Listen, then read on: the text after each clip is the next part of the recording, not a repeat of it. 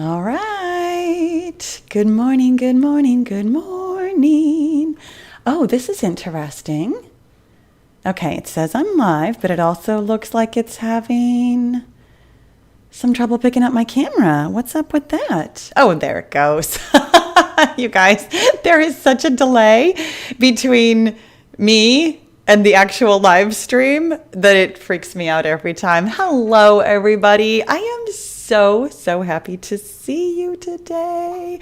Happy Friday. See so many people already here. And just, you guys, I love that you're in the waiting room, like the lobby, waiting for me to go live, and you have already liked the video. That makes me so happy. It's one of those, like, it's just a little ego thing for me, and thank you for that. Totally appreciate it.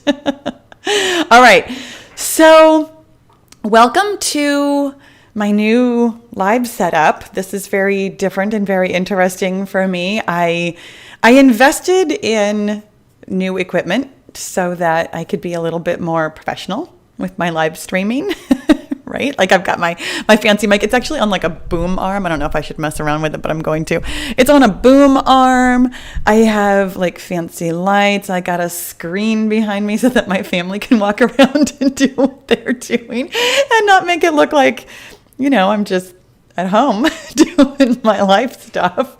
So this is what we do now. This is Q&A Friday here on YouTube, and I'm super excited to be here. I know that these first couple of weeks, as we all kind of figure out like, hey, where do I leave a question and what time is it and all of those kind of learning curve things, this is just going to be a little bit different. And for those of you who did find the community post, let me give you a brief verbal way to find it. When you go onto YouTube, and go to my specific YouTube page, which means that if you're on like any one of my videos, there's like a little circle, little avatar, and that's me. And if you click on that, you'll go to my YouTube page. On my YouTube page, there's a bunch of tabs. There's like videos and playlists, and one of the tabs says community. On that community tab, it's a place for me to treat it like Facebook is essentially what it is. So on that community tab, I have a post, and I'm going to be posting there on Thursdays where you can leave your questions beforehand. That way, if you can't make it live for whatever reason, you can still ask me a question, which is really nice. And you can either watch the video replay later because it'll be in my videos, or if you happen to like listen to podcasts, anywhere you listen to podcasts, you can find Q&A Friday. It's Q+A with no spaces, Friday. Okay, So good morning. It's so good to see you all. Let's answer some questions, shall we? I love seeing this chat moving nice and quickly. Good to see everybody. So many names I recognize. It's so good to see you all. I saw something really quickly in here. I can't read very fast, which is why I have moderators helping me out. But I saw that somebody said that my sweater was very cute. Thank you. I just bought this. I got it at TJ Maxx, like I do. And hey, it's actually a really good little segue into this first question from Jacqueline. It says, hey there, Queen Bee. Any exercises that won't irritate already painful arthritic shoulders? I love having sculpted shoulders. Me too. Deltoids, tris, and upper back. My bis are no problem. Any tips, hints? Thank you. I'm so glad I came across your videos. Fantastic they are. See you tomorrow at 10 Eastern time. Or now, you know. So yes and no. Here's what I'm going to tell you. The very first thing that you should do is talk to your doctor.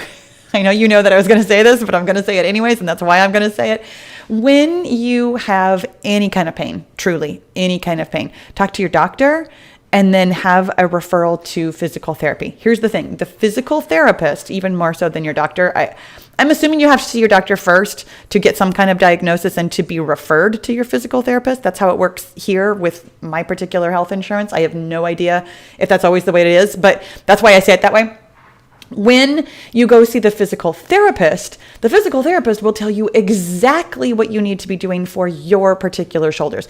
Just telling me that you have like a painful arthritic shoulder could be lots of different things going on. Truly, the best way to know what's going on is to like have an x-ray, have a doctor's diagnosis, talk to a physical therapist who can literally see you move and do the things that you do.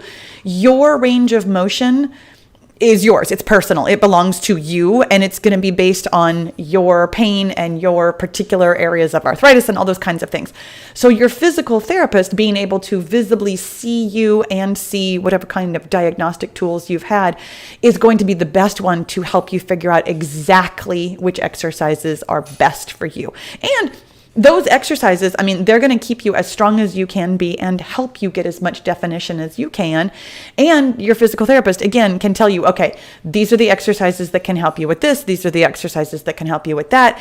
Like, rather than me giving you generic advice like, oh, don't lift your shoulder. I mean, that may or may not be anything that's going to help you or not. You might be able to lift your shoulder only in a certain way, which means that some exercises will be available to you and some will not. That's why, you guys, honestly, always, always, always recommend that you have somebody see you in person when you have any kind of real question about like form or pain or anything like that. Having somebody see you move is the thing that changes the game. I can give you really general advice, but until I see how your body is moving, I don't know exactly what you need to get exactly what you want out of it. Okay. I saw that Amy had a question about, am I still doing a live YouTube Q&A on the last Wednesday of each month? That's a really good question, and thank you for asking. No, this is going to take the place of it. So I'm going to say every Friday, but here in November and December, it's not every Friday. It's just not. And even in the new year, I'm not going to have a live on a day when I have released a video, just so that I'm not competing with myself. I know that sounds really weird, but there you go. That's me being how I am. So most Fridays, I will be here live on YouTube with a Q&A. Thank you for asking that. You guys, I saw another couple of good questions. Christy asked if I have any tips on managing hot flashes and insomnia. And Christy was asking specifically because she'd like to stay away from hormone replacement therapy and was curious to hear my thoughts. I have lots of them, and I will tell you, and this is actually kind of related to another question that I got about the book club. You guys, in case you didn't know, this sounds like I'm changing topics. I swear I'm not. I'm hosting a book club this month in partnership with Chirp Audiobooks. We are reading the Menopause Manifesto, a book that completely opened my eyes to lots of things about menopause that I was wildly unaware of. And this is kind of where I'm going with this, that she was talking a lot about how in like the late 90s, early 2000s, how there was like one study that really elevated the actual risk of like the breast cancer link between hormone replacement therapy and breast cancer. And it was really fascinating to see all the science, and maybe not all the science, that's not true, but to read about some of the science that kind of debunks how that link was even talked about, and how just there's a lot of history there that I didn't know, because honestly, I heard that study that came out in the early 2000s about how hormone replacement therapy gives you breast cancer. And I was like, whoa, nobody should do that. And yet the science is still evolving. There's still a lot more to it than I understand, certainly from like a primary source. So my opinion is that it's a good idea to talk to your doctor if you are having symptoms that you would like to manage and are considering some kind of either hormones or some other kind of treatment for symptoms. Here's what I can tell you about my own personal experience, and I'm finding this very fascinating as I am this age. I shared on the podcast, I think a couple of months ago, that I started having hot flashes, and I was like, oh, here it comes. This is so exciting. And then I haven't really had any since. And I think it's very interesting for me to be an observer of my body and how it's doing what it's doing. And honestly, to be an observer of my mind, which is the thing that I'm going to tell you, the thing that I think is helping me. And I mean, I don't have any way to prove it right or wrong, but the thing that I think is helping me the most is that I'm so curious about what's going on with my body. I'm so interested in paying attention to how do I feel and what am I thinking and how are those two things related. I assume that because I feel very positive and open and curious about things like having trouble sleeping or having hot flashes or night sweats or mood swings, which I'm also noticing, I think that therefore I'm having maybe a different experience of them because I'm not upset by them. And I'm thinking thoughts like, this is very curious. I'm very interested in this. And that's how I am not being frustrated. If I were to be frustrated, I would be having thoughts like, this is pain. I don't like it. I wish I wasn't changing. Like all those kinds of thoughts that could come to me very automatically. I'm noticing them. And then I'm like, but it's not really applying to me. Like I'm really fascinated. So coming back to the book, The Menopause Manifesto, because we were asked about that, because I was asked about that. So here's the thing about the book club. It is, technically speaking, I am hosting it from my podcast, which is the Fitness Matters podcast. And if you are here on the Pahla B Fitness channel, you may or may not know that I have a podcast. In fact, I have two. I have the Q&A Friday, which is where you can listen to this replay on any podcast platforms. I also have a podcast called the Fitness Matters podcast, which is available on any podcast platform. And that is where I'm going to be hosting the actual book club. And I will tell you, I have more details coming soon. And the reason I say it like that is because I don't entirely have them all ironed out yet. I'm still figuring out exactly what it's going to look like. Fingers crossed. Here's what I'm going to tell you. Ideally, what I'm hoping to do is have a Zoom meeting where we can all be there, and where if you want to participate, you can participate either via chat or possibly, if you'd like to, on camera. I'm not sure about the logistics of having what's likely to be hundreds of us all on camera. I have not actually attended a Zoom meeting with that many people all visible, so I'm very likely going to keep it maybe just me, or like me and one guest at a time kind of a thing. Again, the details are really pretty sketchy. Ideally, this is going to be a live, which will be really cool. Meaning either on Zoom or on my podcast YouTube channel. You will have details, I promise, especially if you're on my email list. You will have details, and I will be posting all about it on YouTube, via email, on Facebook, all the things that I do via Instagram, because I'm on Instagram now. So those kinds of details are going to come closer to time. Look for information before the 28th of November, because that's Sunday, the 28th of November. And that's when I'm planning to make this all come to fruition. I apologize for not having more details. You guys, welcome to my world. This is what it's like. I got a lot going on right now, and I'm trying to nail down details of like lots of different things kind of all at once. And it's a very fascinating and interesting time to be me. Okay, so Debbie also asked a question from, when do you know that it's time for heavier weights when you're doing strength work? I started with 2 pounds and now I'm on 3 pounds and feel like it may be time to move up to 5. I love this question. And here's the great news. You can do whatever you want. Like truly, you don't have to do things in a really specific way. What I will caution you to do and encourage you to do is really pay attention.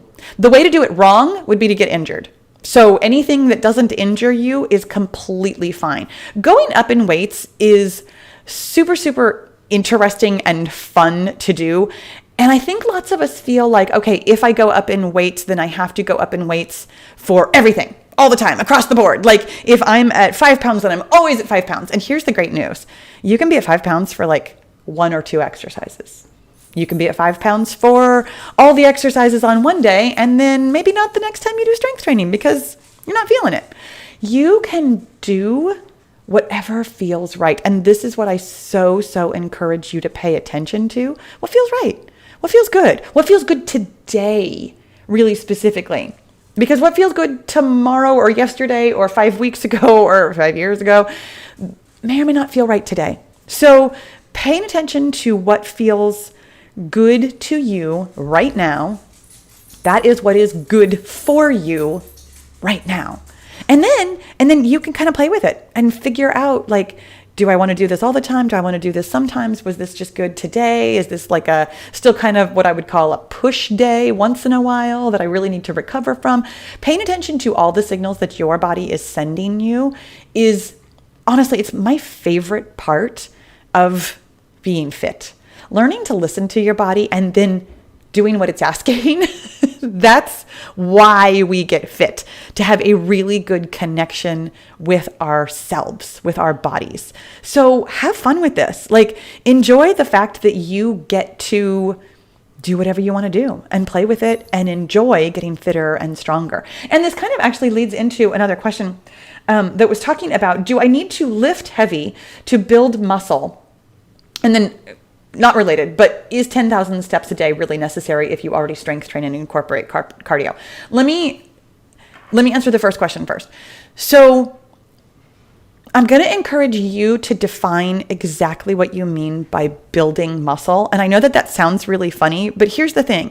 You can have muscle and see muscle tone and feel strength gains without technically putting on a lot of muscle. And I know that sounds really funny, but the gain of like pounds of muscle that, for example, would show up on your SMART scale showing you that, you have X% of muscle, you have to work really hard for that. So yes, you do need to go into an overload situation for that. But do you really want to build muscle like that? Or are you looking for what I was just talking about feeling stronger, being stronger, having more fitness and health and strength that you can feel like functionally versus see on your SMART scale? Because building muscle for the sake of building muscle may or may not do anything in your life. But feeling stronger, feeling fitter, knowing that you can do things, getting better at certain moves, and noticing all the functional ways in which you are fitter and stronger, personally, that's what I would go for. I mean, I got to be honest. So here's my bias. I am always going to encourage you to gain functional fitness versus looking a certain way or trying to add, X pounds of muscle on your SMART scale. So you can gain fitness by using moderate weights. Using moderate weights consistently, like 2-3 times a week, will still improve your strength and fitness. You might never see like a gain of muscle on the scale, on your SMART scale. And I like to be really clear about that. Just because you've gained weight doesn't necessarily mean you've gained muscle, doesn't necessarily mean you've gained fat either. Sometimes we gain inflammation overnight. Sometimes there are lots of fluctuations. So there's lots of reasons why you might gain weight. So that's why I'm really being specific about how you might gain muscle as measured on your SMART scale, because that is making a very good estimate, almost measurement of your muscle. You guys, there's almost no good way. I mean, this is a whole nother trip down a side lane, but there's almost no good way to truly measure muscle unless you're getting like a full DEXA scan. And even then, as far as I understand the science of that, still kind of making some estimates. Don't know that one for sure though, so don't quote me on that one. In fact, I'm gonna look into DEXA scans and see a little bit more about that, because I'm actually really curious to have one now that I'm in my 50s. I would really be curious to see where my baseline is as I'm going through this menopause transition. One of the things that I learned from the Menopause Manifesto is that while you are transitioning from having, I say regular periods, my periods were never regular, but having regular periods to not having periods, that whole like transition time is actually when we lose the most muscle and have like the most difficulty. We lose the most bone and the most muscle during this transition. Like we're here, we're fine. Then there's like this steep drop, and then it kind of levels off again where you're still losing bone and muscle, because I mean that's what we do. That's what women's bodies do. We lose bones and muscles as we get older. But during menopause is like the steepest drop off. And I thought that was super fascinating. So for me personally, I'd like to get a DEXA scan just so I can see where I am. I would assume that where I am right this minute is probably still more or less my baseline. And so again, I'm just personally curious about it. So here's the thing about using moderate weights regularly is that you can maintain your muscle mass and even gain functional fitness because of the regularity of what you were doing. Doing something moderately all the time means that you are actually gaining fitness, which sounds funny, but your body always wants to get better. It always wants to improve. So your improvements might be, I don't know if you can even see me yet. So your improvements might be like really, really tiny increases. But the fact that you continue to do things consistently means that you are consistently still making improvements. It's not the big muscle gains and big fitness gains that you might have if you do like a really regimented program and or when we were younger and recovered faster. So kind of managing your own expectations about exactly what kinds of fitness gains you can see and how fast you might see them is a big part of this equation also. Truth to freedom. Oh, I just saw this one too. So you guys, I have moderators who are helping me out with the chat here, who are helping me make sure that I see some of the questions and so that we can get to the questions. But Truth to Freedom says, hi, Pahla, I love your workouts. Are longer workouts for 45 to 50 minutes going to be needed for ages 50 plus to get the necessary health benefits? If so, can we split it up to 2 20-minute sessions per day? So I'm going to also have you define exactly what you mean by health benefits. What are you trying to get out of it? Because here's the thing, you guys, you will always, unless you are injuring yourself, you will always benefit from doing any exercise. And I'm talking 5 minutes, 4 minutes, 3 minutes, 2 minutes, 1 minute, whatever. You will always benefit, and exercise is always good for your health, as long as you're not injuring yourself. So when you're saying, do I need to do 45 to 50 minutes for health benefits? I have no idea. What health benefits are you looking for? And what is it exactly that you want to get from it? Like, how are you measuring your health benefit? Because here's the thing. Everything is beneficial. Here's life on a bell curve. Everything is beneficial, boom, until it's not. And then we're on the other side of the bell curve. And all of a sudden, what you're doing is detrimental. I have no idea where that is for you personally. Everybody's different. And frankly, it's kind of different on different days. And it's going to be based on, did you injure yourself, or are you having trouble recovering from it? Like there are different ways that it might be detrimental to you. So defining what you want and then training in a really specific way to get what you want is always my recommendation, which almost never has anything to do with time. Just so you know, this is something that I've talked about a long time ago. I can't remember the last time I really talked about it, but here's my thing about exercising for time. It's treating yourself in a way, or it's making your brain look at time as the goal. And just exercising for time is getting you nothing unless you know what you want to get out of it.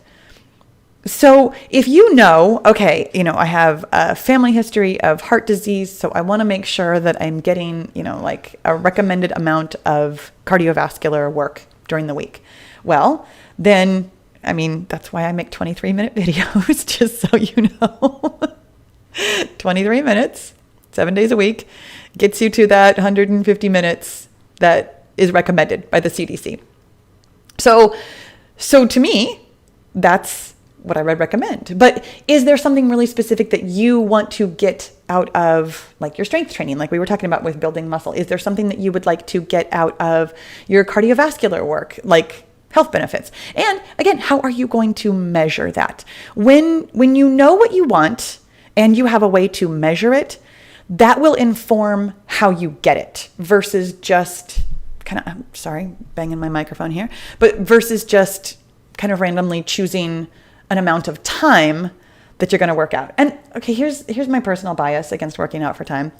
So I know how I feel when I know that I'm going to be working out for X amount of time. And I haven't filmed a video that's like 45 or 50 minutes in a really long time. Like, it's been a couple of years at this point. And one of the reasons I stopped is because it was so unenjoyable for me personally. Because as soon as I start thinking to myself, oh, I'm going to be exercising for almost an hour, Like, that's how I think about it. So I would very naturally slow myself way down. I mean, if I'm going to be doing this for an hour, I am not going whole hog. I am not going as hard as I can because I don't want that kind of effort. Like my brain very naturally slows me down when I know I'm going longer. So therefore, is it really more effort to go longer? Is there really more benefit to be had? And especially when, for me personally, after a workout like that, I was exhausted and needed days to recover, days where had I done something more moderate, I could have been exercising. So if I'm doing 50 minutes once a week and then can't exercise for 3 more days, could have just done the 20 to 25 minutes all 3 or 4 of those days. Again, totally up to you to define what you want out of it. I'm sharing my experience with why I don't generally enjoy exercising longer. And I say that, and yet there are some exercises that I will happily do for longer. I will very happily go for a nice long walk, like really enjoyable, but again, very like kind of slow and meandering. If I know I'm going to be out there for several miles, I'm not going to be going super fast. And I also still enjoy going for a longer run, but I also enjoy that because I know that I am going to take a couple of rest days afterwards. So really knowing what is in your best interests as far as like mentally and physically, and knowing what you want to get out of it is absolutely what I recommend for you personally. Okay. Marie says, hi Paula, if I only have about 3 pounds to lose, but it's on the midsection, can I just do the body shaping and skip the weight loss program? I'm 54 and active. You can absolutely help yourself. I mean, that sounded really flip. Marie, I apologize if you are brand new and this is the first interaction you have with me. Sometimes the first thing that comes out of my mouth sounds a lot like do whatever you want. Because truly, that is kind of my philosophy. The fact is, I don't personally have an opinion about what you should weigh. I don't personally have an opinion about what you should do. My opinion is that when you choose a goal that you feel really like compelled to get and fired up about, and it's the right amount of challenge, and you're gonna have to dig in and get some self-awareness here, and you're gonna have to like work for it a little bit. You're going to have to maybe learn something new. To me, that is a really good goal. I love goals like that. This is the kind of goals I set for myself. So if that's what that feels like for you to, go to body shaping and work on it that way, absolutely. Absolutely. And I'm going to encourage you to simply pay attention to why that feels like the thing that you would like to do. When you know why you want to do something and you really like your reasons, it's not like, well, I'm afraid I won't be able to lose weight. That's worth digging into. That's a thought worth digging into because your brain is offering you something that is unhelpful just in your life. But if it's something like, oh, I'm really excited to learn this new way of training where I push hard and then I take some recovery days, and this whole like the way of thinking about body shaping feels really interesting and exciting to me, and it's different, and I'm going to learn something about myself and my body, and I'm going to really, work on my brain-body connection and things like that. Like if you feel compelled and excited by your goal and the training that you'll do to get to your goal, absolutely, 100%, that's exactly what you should do. 100% every time. Paying attention to why you want something is, to me, one of the most important parts of the process. And to me, the thing that I can't tell you. I can't tell you what feels compelling to you. I can't tell you what's right for you. Only you can decide what feels amazing and exciting for you. Thank you for asking that. That was super fun. Paula, who has a great name, says, I was wondering if you ever had any clients with exercise resistance. Oh, and how you handled it. I know you're not a medical professional. I am wondering about your experience, if any, with this condition. I have to tell you, I've never heard of exercise resistance. I don't know what that is. You guys, speaking of learning something new and feeling compelled by this, I have no idea what this is. And as soon as we are done with this live, and I have like 5 minutes between the next thing that I have to do, I'm going to go look that up. I've never heard of it. So I'm definitely not a medical professional. I definitely do not have any advice because I don't even know what that is. Thank you for asking that. And I mean, you have a great name. So thank you like doubly because I don't know what that is. Okay. I don't know how to pronounce your name. I think it's Gygax, but I don't know that for sure. And I feel, you know what? I'm just going to go with that. Gygax girl. Will you be doing a 30-day series? Again, I will not. You guys, I have something so excited cooking up for 2022. I can't wait to tell you about it. I can't wait. I'm about to. And here's the thing. Here's the thing about being in business for yourself. I get really excited about things that are coming up. And because I have to like plan for them and like get things in place and do stuff early, I'm already planning and like ready for 2022. And it is early November.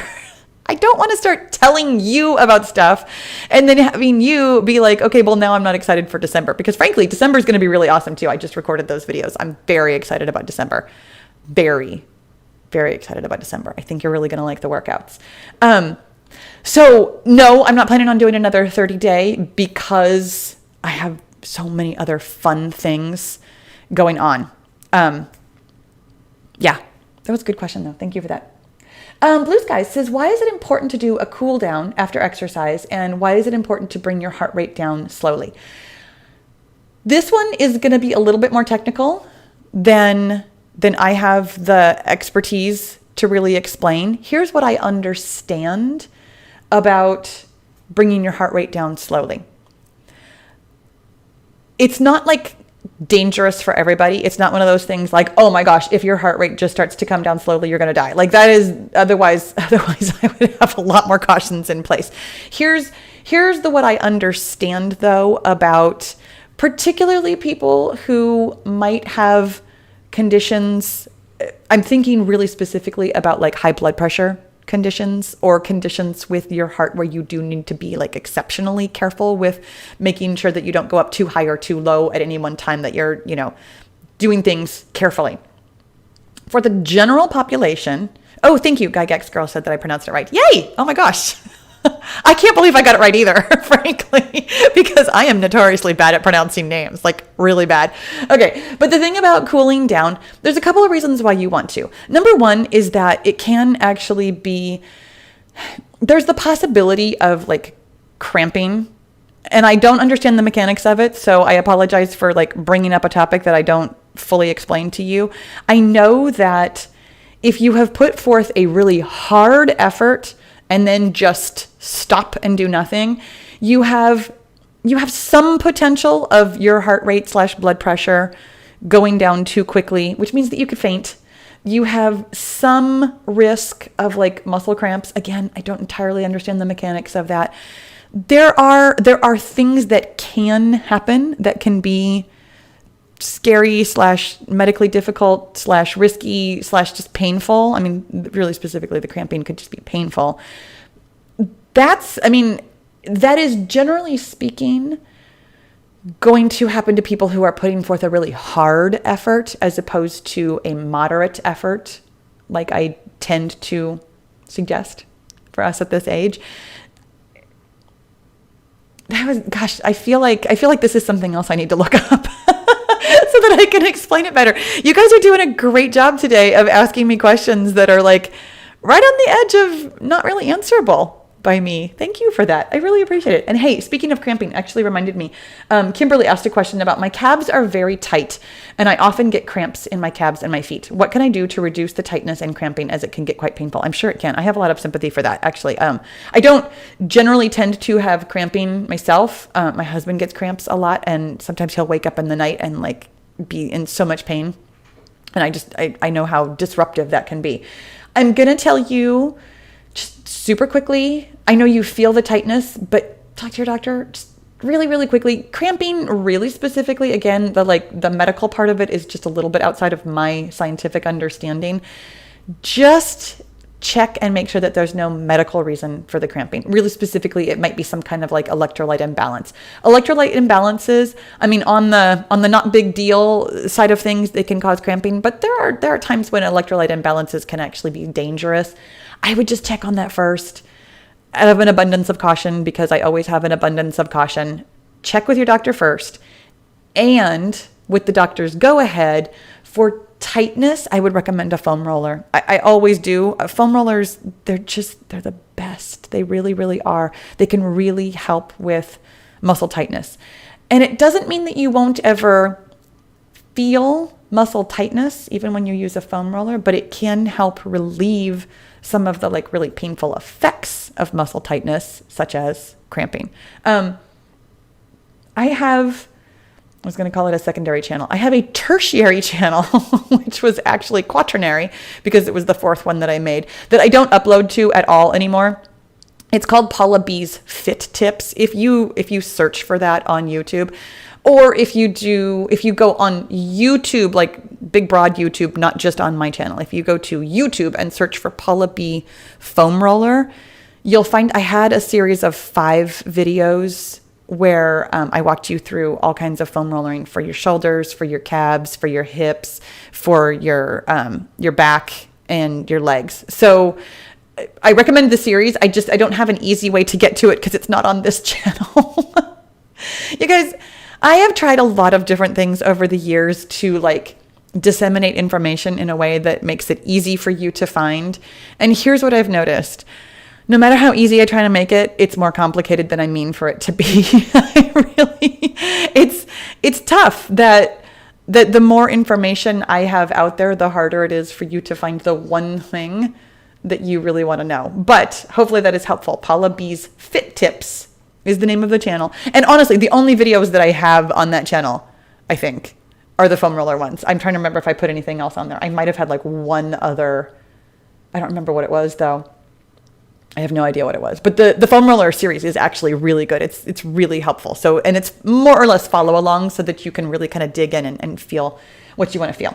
Okay. FH says, well, my dilemma is my abs, which is a very common problem. If I'm eating right and a good weight, how can I get rid of that bulge? That's such an interesting question. You know, I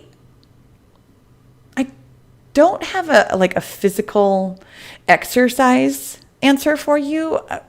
The answer that I'm going to give you is actually a lot more about mindset, about how you look at, like physically look at, and also just mentally see your body. I don't know if you are, because FH, I don't actually know if I know you from Facebook or anyplace else, but if you are relatively new around here and don't already listen to the Fitness Matters podcast, I'm definitely going to send you that way. That is what I consider my secondary channel. Although truly, I think of them both as my primaries. I love the podcast. I love talking about this kind of stuff, like the mindset of how you talk to yourself and what you see when you look in the mirror. The fact is, you have a body. You have a body that is shaped the way it is shaped, that does what it does, and your body is a miracle. I mean, like it is a walking, talking, thinking, blinking miracle that your body exists and all of the things that it does to keep you alive and all of the things that you can do with it. And honestly, I really recommend that you just don't talk to yourself like that. I mean, I know that sounds like such incredibly simplistic advice, but here's what happens. We get a thought in our head from wherever. I mean, maybe you read it in a magazine that a woman's body, should look a certain way. Or maybe you had somebody in your real life, a parent or a spouse or a cousin or whatever, who told you should look a certain way, or that just maybe even not you personally, but like women look better when they are, fill in the blank, XYZ. However it came to you, some thought about your body or women's bodies is in your head. Now, here's the thing about your brain. It's awesome. It's amazing. It's incredibly powerful. It also creates your reality. And frankly, it is acting in a way that is very similar to the rest of the muscles in your body, even though it's not a muscle. It gets efficient.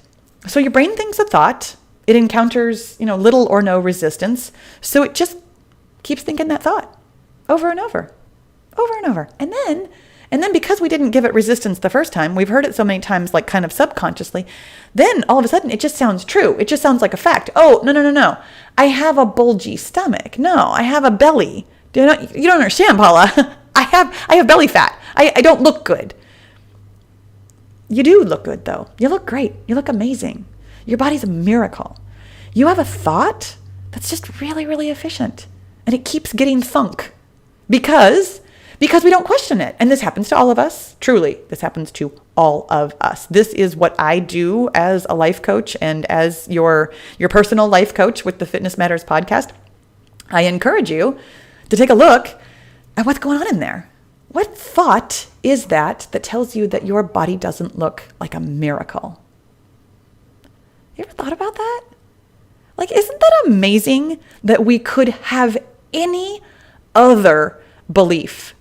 Like when you think about the millions, billions of processes that your body is going through just right now while you're sitting here watching, something else that's kind of a miracle, the internet. Like, I don't understand that either. It's not quite as miraculous in the same way as your body. Or maybe it is. Maybe it's a miracle that has like some issues sometimes. But here's the thing. It is truly amazing to me that any of us could ever look at our bodies and think that they are anything other than perfect. Your body's perfect. It's amazing. It's doing exactly what it's supposed to do with the inputs that it has. Now, here's why I say it like that. Because the fact is, you might like to change your inputs to have a different visual representation of the miracle that you are. And that's completely okay. That's up to you. Enjoy that. And also, you might simply look in the mirror every day and acknowledge that you are a miracle. And I promise you, the more you practice that kind of a thought, the more believable it will sound. Because I know that right now, maybe that feels like a little bit of a leap, but the more believable it will sound. And here's the part that I love. I love this so much. And I've done this in my own life. When I look at myself in the mirror and I say something like, I am so beautiful, it changes what I see. I am less likely to notice imperfections. And yes, I put those in quotes because there's nothing imperfect about your body. Your body's amazing and perfect and miraculous. When you speak nicely and think nicely about yourself, what you see, like physically see, will appear different to you. It's so amazing, so miraculous, isn't it? Right? Like your brain's kind of a miracle too. You guys, thank you for asking that question. That was awesome. Amino carbs. I have no idea. You guys, this is the thing that I love about YouTube is that you guys can have any name you want. It's so fun to me. So maybe this is actually like amino cars, or there's something else to it, but my brain read this as like amino acids, and cars because I like cars. So anyway, it says, how do you work out with a herniated disc? My friend, you probably don't. This is 100% a great opportunity to go talk to your doctor and get physical therapy. I feel reasonably confident in telling you that physical therapy will, if not entirely eliminate or cure your problem, it will help your pain for sure, and can, in some cases, eliminate or cure your problem. I don't want to make you any promises like that because I don't know anything about your physical condition, but here's what I do know. Your doctor and a physical therapist, 100% are the people who can help you with this because, kind of like we were talking about with the shoulder earlier, they can look at you. They can see what's going on. They'll be able to see your x-rays. They'll be able to see if you get like an MRI or whatever else they would do for you, whatever other kind of diagnostic stuff. They'll be able to watch you move. They'll be able to... I like to think about it like laying hands on you because that's how I think about it. Even though as your own personal trainer, if I ever worked with you in person, I would very likely not touch you. Being in the same room with you and being able to watch you move feels to me like being able to like feel what you are doing. This is what your doctor and your physical therapist can do for you. They can see you doing what you are doing and help you personally with your movement patterns, help strengthen the things that you personally need to strengthen, help you stretch what needs to be stretched, help you do whatever needs to be done. Like, I personally, from this far away, can't give you good enough advice that it's actually going to be helpful for you, other than the advice of see your doctor and your physical therapist. You guys, lots of great questions that allow me to talk about physical therapy today. I love it. Physical therapy saved my life, 100%. If you've never heard my story about sciatica, I have a video about that. Oh, and Sarah, thank you so much. Grabbed the link for the Pahla B's Fit Tips. You guys, if you're in the chat, there's an actual link to go to that channel. I have no idea if it'll open up a new tab automatically. You might just want to like copy it and paste it later so that you don't lose the live and have to figure out how to get back to it, because I got no help for you on that one. If you've never heard my story, I had really bad sciatica. My doctor told me never to run again. This was 10 years ago and like 16 ultramarathons ago, that I really truly felt, and my disc was not herniated. I do have degenerative disc disease. I had painful arthritis in my back that was causing like pain and numbness all up and down my leg.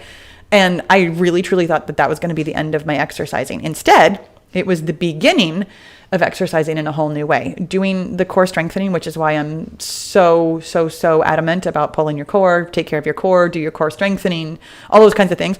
That's why I can still do what I do. So, doctor and physical therapist. Benjamin, hello. What are your thoughts on low carb diets or a keto diet? My thoughts are exactly that. They're thoughts. And this is something that I would love to really clarify with you about people who tell you their thoughts about things. And I'm not by any stretch telling you that they're wrong. There's plenty of science for why some things might work, some things might not work, why some bodies behave in a certain way, why some bodies tolerate certain things better or not, or other things. Sarah says it opens a new tab for me. Thank you. Thank you, Sarah. You guys, really quickly. I have 2 moderators in the comments today. I have S. Clark, who those of you on Facebook will know as Sarah. And I feel like it just said Emily, my friend Emily, who is also helping me out today, helping me out with like keeping all the comments nice and making sure that questions come over into my question document over here so I can read them. And she's popping links everywhere. And you guys, thank you. Thank you always to the moderators. The thing about eating a certain way is that, yes, there might be some science behind it.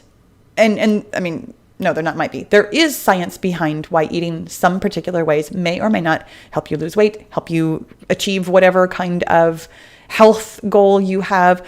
There's all kinds of things that you can achieve with your body through eating particular ways. Here's the thing about nutrition science really specifically, is that it is still a very new science in terms of like how long we've known about physics and chemistry and astronomy and things like that. Like we've been studying the planets and gravity and the physical world for hundreds of years. We have a big body of knowledge about some physical aspects of our world. And here's the thing about biology, really specifically. Biology is ever changing. So not only are we as a species changing, our food is changing, and our bodies are constantly changing. So you've got change on change on change. You've got the fact that your personal body reacts to and does what it's going to do from your personal inputs, and it takes in inputs from not just food, but like how much you sleep, how much water you've had, how much stress you've had, what's going on in your life, how much exercise you did, how much exercise you didn't do, how much sleep you got. I probably already said that. But like you have so many inputs that affect, really specifically, if you're asking me about can a low carb or keto diet help you lose weight, there are so many inputs that have something to do with weight loss that just trying to hang your hat on science says this may or may not work for you, truly. And not the least of which with that is that maybe it just doesn't work for you mentally. I mean, and I say this as a girl who loves my carbs. I gotta be honest, I've never lasted on a low carb diet. I've never tried keto. I I personally cannot imagine managing my mind / wanting to manage my mind, because that's really what it comes down to. I could manage my mind. I can't picture myself wanting to manage my mind to eat that way. And that's me being completely honest. And that's me about how I feel about the foods that I eat. I'm very attached to the foods that I eat. I love my foods. So therefore, I would have to do a lot of mental work to be able to do that physical work.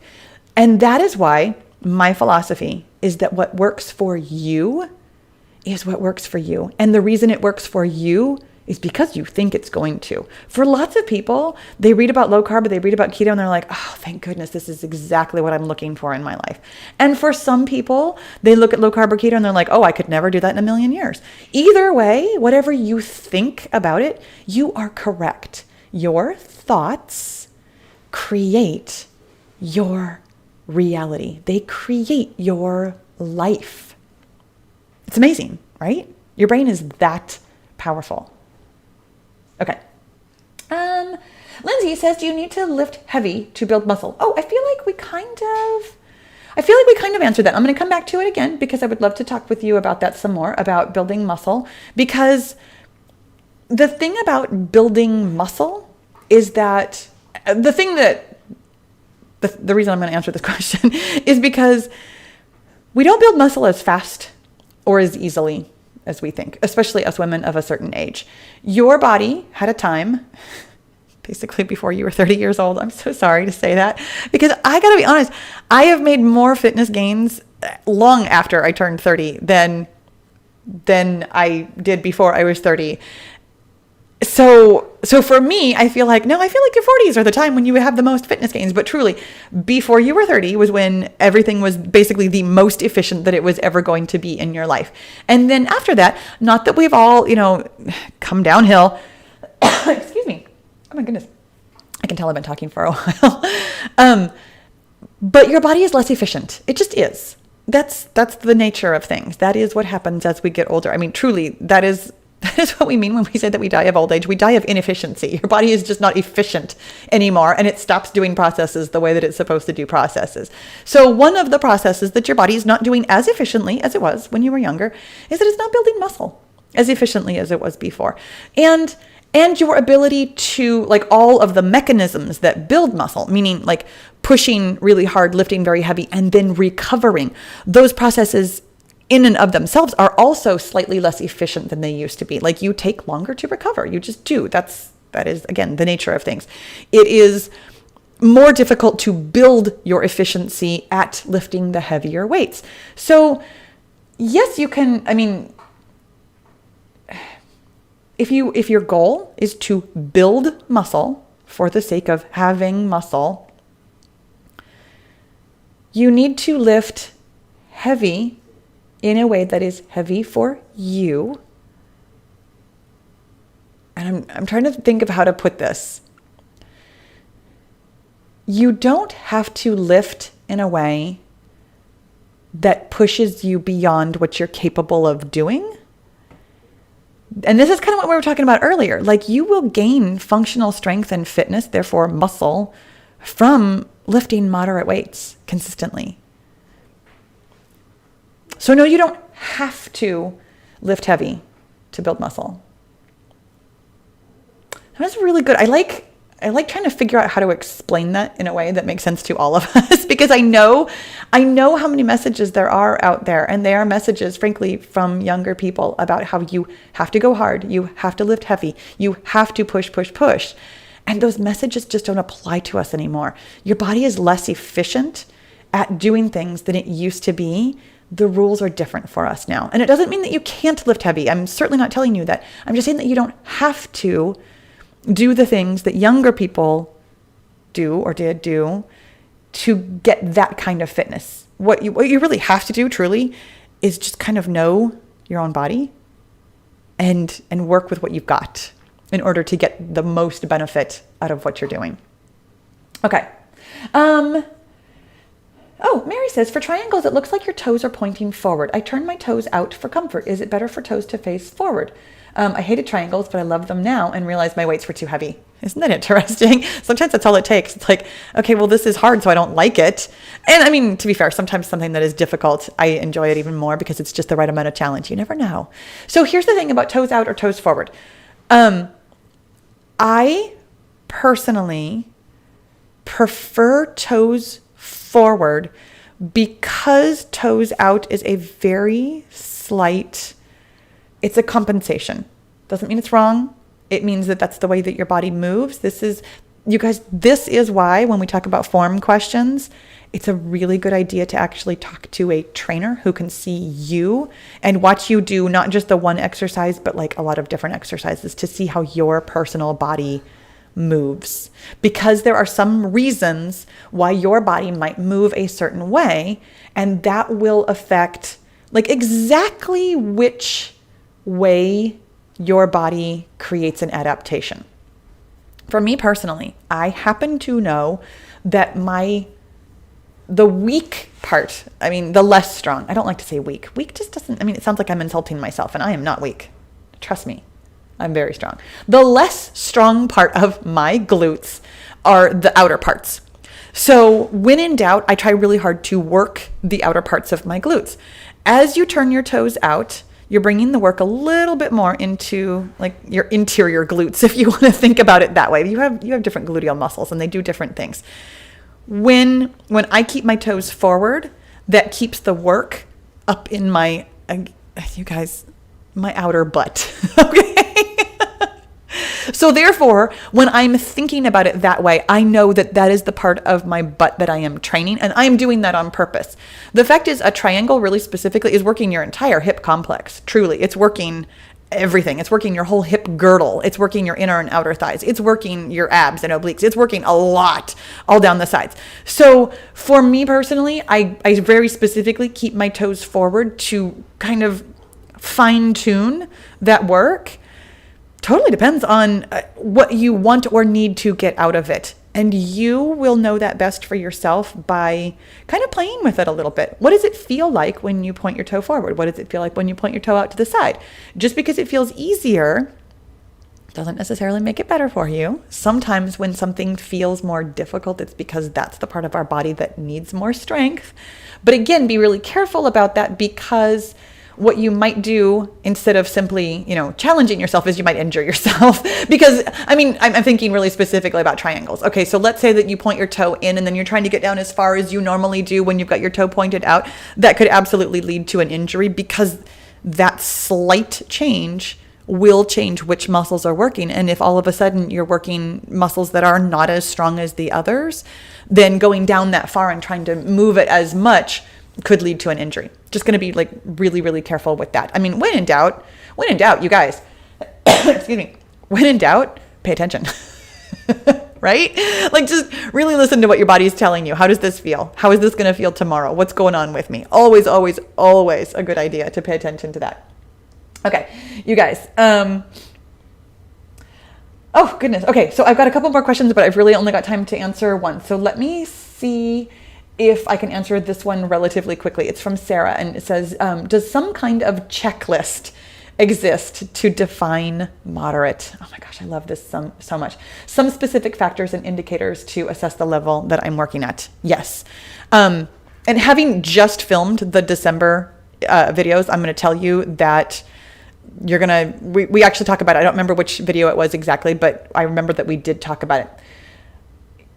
When I think about moderate, I think about what I am doing right now in the moment. What is my heart rate like? What is my breathing rate like? Can I talk? You guys know I can talk. So I always pass that checklist. But I also am concurrently thinking, what is this going to feel like tomorrow? If I am doing this right now, will I be able to do this or something very, very similar to it tomorrow? And sometimes that's the one that pulls me back a little bit. Sometimes that's the question that makes me realize, oh, you know what? This right now feels fantastic. But if I tried to do this every single day in a row, one after another, it would be too much. And that is the thing that changes my pace sometimes, or has me dropping weights, or has me, moving slower, or has me, stopping a little bit earlier, or whatever. When you ask yourself, not just how do I feel right now, but how am I going to feel tomorrow? And I always think of that song. I don't know who sings it. Will you still love me tomorrow? I sing that song in my head all the time when I'm trying to figure out whether or not what I'm doing is moderate. You guys. Oh my gosh. So much fun being here on YouTube with you. Thank you guys so much for being here. Had such a great time. I hope that you heard the answer that's going to help you go to your doctor. Hope that you heard the answer that's going to help you work out to your best. It's hope you heard the answer that helps you think about yourself like the beautiful miracle that you are. You guys, thank you so much. I'll see you again soon.